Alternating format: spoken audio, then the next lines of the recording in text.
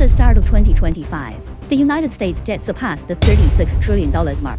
To put this into perspective, if this debt were money borrowed by an individual, it would be equivalent to borrowing 260 trillion yuan from relatives, friends, leaders, and colleagues.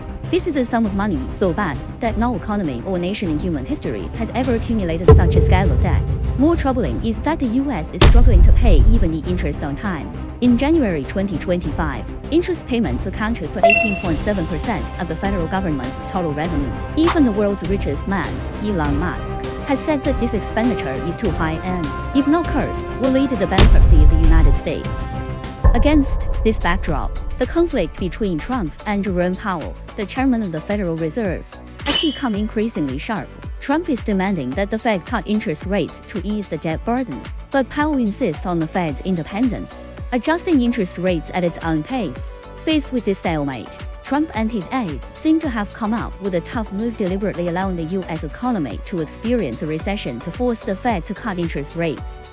In terms of specific actions, the Trump administration has adopted tough measures such as imposing additional tariffs and deporting immigrants. Although these measures have an immediate impact on the economy, Trump seems to be gambling on short-term economic pain in exchange for a long-term opportunity to ease the debt burden. Should the Fed cut interest rates, the US debt servicing costs would drop rapidly, and even a 1% reduction could save tens of billions of dollars in interest payments annually.